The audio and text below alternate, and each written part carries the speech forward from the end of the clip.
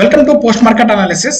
ಇವತ್ತು some sectors positive, some sectors negative ಆಯಿತು. ಇದರಲ್ಲಿ ಮೇಜರ್ ಆಗಿ ನೆಗೆಟಿವ್ ಟಾಪ್ ಲೂಸರ್ ಸೆಕ್ಟರ್ಸ್ ಯಾವ್ದು ಅಂತಂದ್ರೆ PSU ಬ್ಯಾಂಕ್ಸ್. ಈ PSU bank sectors 0.89% near 0.9% negative ಅಲ್ಲಿ ಕ್ಲೋಸ್ ಆಯಿತು. ಸಮ್ ಸೆಕ್ಟರ್ಸ್ ಪಾಸಿಟಿವ್ ಅಲ್ಲಿ ಕ್ಲೋಸ್ ಆಯಿತು. ಅದು ಯಾವ್ಯಾವ ಸೆಕ್ಟರ್ಸ್ ಅಂತಂದ್ರೆ Nifty media, mid small, health care ಅಂತ ಹೇಳಿ ಇದೆಲ್ಲ ಪಾಸಿಟಿವ್ ಕ್ಲೋಸ್ ಆಯಿತು. ಸಮ್ ಸೆಕ್ಟರ್ಸ್ ಮಾತ್ರ ನೆಗೆಟಿವ್ ಕ್ಲೋಸ್ ಆಯಿತು.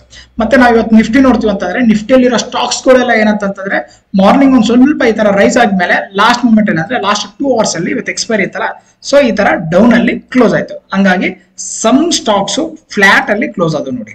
ಸಮ್ ಸ್ಟಾಕ್ಸ್ ಏನಂತಂದ್ರೆ ನೆಗೆಟಿವ್ ಅಲ್ಲಿ ಕ್ಲೋಸ್ ಆಗಿದೆ. ಮೇನ್ಲಿ ಏನಂತಂದ್ರೆ banking related, finance related stocks ಗಳೆಲ್ಲ ಸ್ವಲ್ಪ ನೆಗೆಟಿವ್ ಅಲ್ಲಿ ಕ್ಲೋಸ್ ಆಗಿದೆ. ಇವತ್ತು ಕೋಟಕ್ ಮಹೀಂದ್ರ ನೋಡಿ 1.96% ಡೌನ್ ಅಲ್ಲಿ ಕ್ಲೋಸ್ ಆಯ್ತು.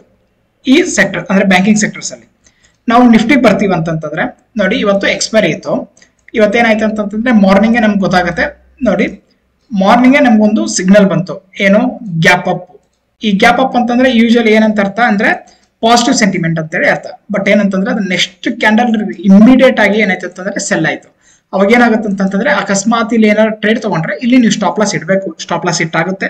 ಅದಾದ್ಮೇಲೆ ಈ ಗ್ಯಾಪ್ ನ ಫಿಲ್ ಆಗುತ್ತಲ್ಲ, ಅಲ್ಲಿ ನೀವು ಯಾವುದೇ ತರ ಕ್ಯಾಂಡಲ್ ಸ್ಟಿಕ್ಸ್ ಆಗಲಿ, ಸಪೋರ್ಟ್ ಅಂಡ್ ರೆಸಿಸ್ಟೆನ್ಸ್ ಆಗಲಿ, ಇಂಡಿಕೇಟರ್ ಬೇಸ್ ಮೇಲೆ ಆಗಲಿ ಯಾವುದೇ ತರ ಒಂದು ಕನ್ಫರ್ಮೇಶನ್ ಸಿಕ್ಕರೆ ನೀವು ಮತ್ತೊಂದು ಟ್ರೇಡ್ ನ ಟ್ರೈ ಮಾಡಬಹುದು ಫಾರ್ ಅಪ್ ಸೈಡ್ ಅಂತೇಳಿ. ನೀವು ಇಲ್ಲಿ ಟ್ರೇಡ್ ನ ಟ್ರೈ ಮಾಡಿದ್ರೆ ಫಸ್ಟ್ ಟಾರ್ಗೆಟ್ ಎಲ್ಲಿ ತನಕ ಇರುತ್ತೆ ಅಂತಂದ್ರೆ ಡೇ ಐ, ಎಲ್ಲಿಂದ ಮಾರ್ಕೆಟ್ ಫಾಲ್ ಆಗಿರ್ತೈತಲ್ಲ ಅಲ್ಲಿ ತನಕ ನಮಗೆ ಡೇ ಐ ತನಕ ಇರುತ್ತೆ. ಯಾಕಂದ್ರೆ ಇಲ್ಲಿ ಯಾರ್ಯಾರು ಸೆಲ್ ಮಾಡಿರ್ತಾರೋ ಮೇಲೆ ಸ್ಟಾಪ್ ಲಾಸ್ ಇರುತ್ತೆ. ಹಂಗಾಗಿ ಈ ಡೇ ಐ ಹೋದ್ಮೇಲೆ ಮಾರ್ಕೆಟ್ ಏನೈತೆ ಅಂದ್ರೆ ಈ ತರ ನಿಮ್ಗೆ ಆಲ್ಟ್ ಆಗಕ್ಕೆ ಸ್ಟಾರ್ಟ್ ಆಯ್ತು. ಅದಾದ್ಮೇಲೆ ನೋಡಿ ನೀಟಾಗಿ ಮಾರ್ಕೆಟ್ ಮೇಲೆ ಹೋದ್ಮೇಲೆ ಈ ಲೆವೆಲ್ ಅಲ್ಲೇ ಮಾತ್ರ ಮಾರ್ಕೆಟ್ ಅಲ್ಲೇ ಸಸ್ಟೈನ್ ಆಯ್ತು.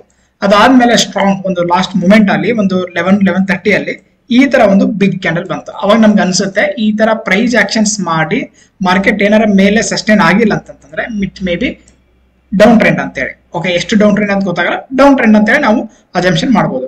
ಅದಾದ್ಮೇಲೆ ಏನಂತಂದ್ರೆ ಮತ್ತೆ ಈ ತರ ಕನ್ಸಲ್ಟೇಷನ್ ಆಗಿದ್ದು ಮತ್ತೆ ಇಲ್ಲಿ ಈ ತರ ಕನ್ಸಲ್ಟೇಷನ್ ಆಗುತ್ತೆ. ಅಂದ್ರೆ ಇವಾಗ ಎಕ್ಸ್ಪೆಷಲಿ ಥರ್ಸ್ಡೇ ದಿನ, ಎಕ್ಸ್ಪೈರಿ ದಿನ ಈ ತರ ಮಾರ್ಕೆಟ್ ನಾವು ನೋಡೋಕೆ ಜಾಸ್ತಿ ಸಿಗೋದು. ಯಾಕಂದ್ರೆ ಫುಲ್ ಸೈಡ್ ವೇಸ್ ಆಗಿಬಿಟ್ರೆ ಎಲ್ಲ ಪ್ರೀಮಿಯಂ ಕರಿಬಿಡುತ್ತೆ. ನೀವು ಇಲ್ಲಿ ನೋಡ್ಬೋದು, ಇಲ್ಲಿಂದ ಇಲ್ಲೇ 2 rupees ಇರೋದು 20 rupees ಆಗಿತ್ತು, ಅಂದ್ರೆ 1:10. ಮತ್ತೆ ಇಲ್ಲಿರೋದು ಇಲ್ಲಿ ತನಕ 4 rupees ಇರೋದು 40 rupees ಆಗಿತ್ತು, ಅದು 1:10.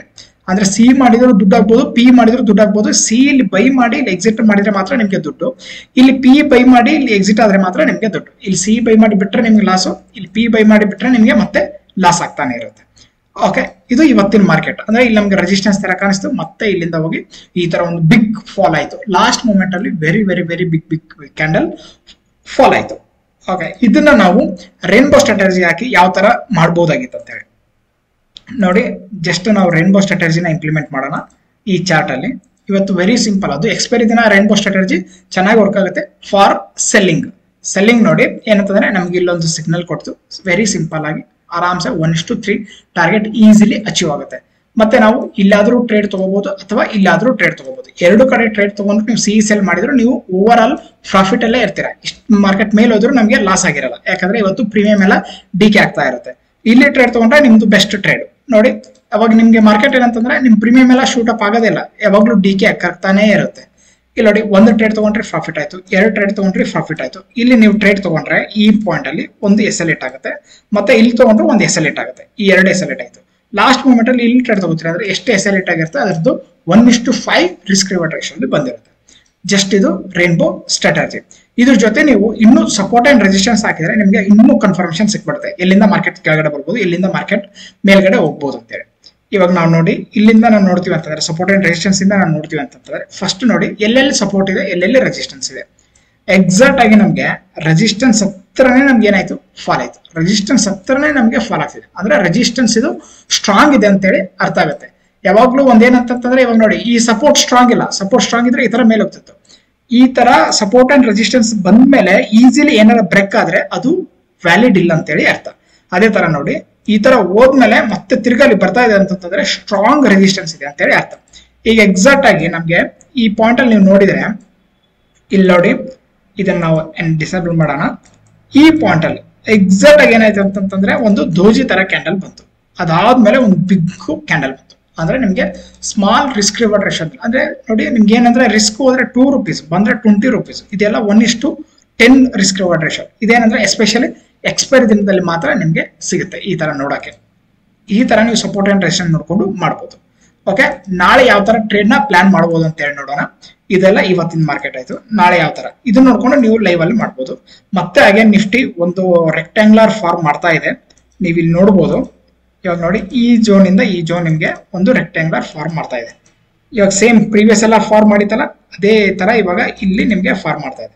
ಇವಾಗ ವೆರಿ ವೆರಿ ಇಂಪಾರ್ಟೆಂಟ್ ಆಗುತ್ತೆ ಈ ನಮ್ ಸಪೋರ್ಟ್ ಝೋನ್. ಇದು ಏನಾರ ಬ್ರೇಕ್ ಆಗ್ಬಿಡುತ್ತೆ ಅಂತ ಅನ್ಕೊಳ್ಳಿ, ನಿಮ್ಗೆ ನೆಕ್ಸ್ಟ್ ಸಪೋರ್ಟ್ ಇರೋದು ಈ ನಿಮ್ಗೆ ಇದು ನಮ್ಗೆ ಸಪೋರ್ಟ್ ಲೆವೆಲ್ ಆಗುತ್ತೆ. ನೆಕ್ಸ್ಟ್ ಸಪೋರ್ಟ್ ಇರೋದು ಇಲ್ಲಿ ತನಕ ನಾವು ಕಾಯ್ಬೋದು. ಓಕೆ, ಅಷ್ಟು ಈಸಿಯಾಗಿ ಬ್ರೇಕ್ ಡೌನ್ ಆಗಲ್ಲ. ಬ್ರೇಕ್ ಡೌನ್ ಆದ್ರೆ ಇದು ನಿಮ್ಗೆ ಮತ್ತೆ ಸಪೋರ್ಟ್ ತಗೊಂಡು ಮತ್ತೆ ಮೇಲೆ ಹೋಗೋ ಚಾನ್ಸಸ್ ಇರುತ್ತೆ. ಎಸ್ಪೆಷಲಿ ಏನಂತಂದ್ರೆ ಒಂದು 60% ಪ್ರಾಬಬಿಲಿಟಿ ಈ ತರ ಮೇಲೆ ಹೋಗ್ಬೇಕಂತೇಳಿ. ದೆನ್ ಅದಾದ್ಮೇಲೆ ನಿಮ್ಗೆ ಏನಂತಂದ್ರೆ ಇಂಟ್ರಾಡೇಲಿ ನೀವೇನಾರ ಮಾಡ್ತೀರಾ ಅಂತಂದ್ರೆ ಇದನ್ನ ಏನಾರ ಬ್ರೇಕ್ ಆದ್ರೆ, ಈ ಪಾಯಿಂಟ್ ಬ್ರೇಕ್ ಆದ್ರೆ, ನೀವು ಇಲ್ಲಿ ಬ್ರೇಕ್ ಆದ್ರೆ ನೀವು ಅಪ್ ಸೈಡ್ ನೋಡಬಹುದು. ಅಕಸ್ಮಾತ್ ಫ್ಲಾಟ್ ಓಪನ್ ಆದ್ರೆ ಸ್ವಲ್ಪ ಬುಲ್ಲಿಶ್ ಟ್ರೆಂಡ್ ಇರುತ್ತೆ. ಗ್ಯಾಪ್ ಡೌನ್ ಓಪನ್ ಆದ್ರೆ ಸ್ವಲ್ಪ ಇಲ್ಲಿ ಬಂದು ಮತ್ತೆ ರಿವರ್ಸಲ್ ತಗೊಂಡು ಈ ತರ ಟ್ರೆಂಡ್ ಮೇಲೆ ಹೋಗ್ಬೋದು ಅಂತೇಳಿ ಇದೊಂಥರ ಪ್ರಿಡಿಕ್ಷನ್ಸ್ ಇದ್ದಂಗೆ. ಓಕೆ, ನೀವು ಇದನ್ನ ಸೇವ್ ಮಾಡ್ಕೊಳ್ಳಿ. ಈ ಚಾರ್ಟ್ ನ ಈ ತರ ಸಪೋರ್ಟ್ ಅಂಡ್ ರೆಸಿಸ್ಟೆನ್ಸ್ ನೋಡ್ಕೊಂಡು ನೀವು ಮಾಡಬಹುದು. ನೋಡಿ 15 ಮಿನಿಟ್ಸ್ ಅಲ್ಲಿ ನಿಮ್ಗೆ ಕ್ಲಾರಿಟಿ ಅಂತ ಸಿಗುತ್ತೆ. ಇದನ್ನ ಏನಾರ ಬ್ರೇಕ್ ಆದ್ರೆ ಇಲ್ಲಿಂದ ಮೇಲೆ ಹೋಗ್ಬೋದು ಅಂತೇಳಿ. ಅಕಸ್ಮಾತ್ ಇಲ್ಲಿಂದ ಹೋದ್ರೆ ಇಲ್ಲಿ ತನಕ ನಿಮ್ಗೆ ರೆಸಿಸ್ಟೆನ್ಸ್ 25,700. ಓಕೆ, ಇದೇ ತರ ಪೋಸ್ಟ್ ಮಾರ್ಕೆಟ್ ಅನಾಲಿಸಿಸ್ ಗಾಗಿ ಶೇರ್ ಮಾಡಿ, ಸಬ್ಸ್ಕ್ರೈಬ್ ಮಾಡಿ. ಧನ್ಯವಾದಗಳು.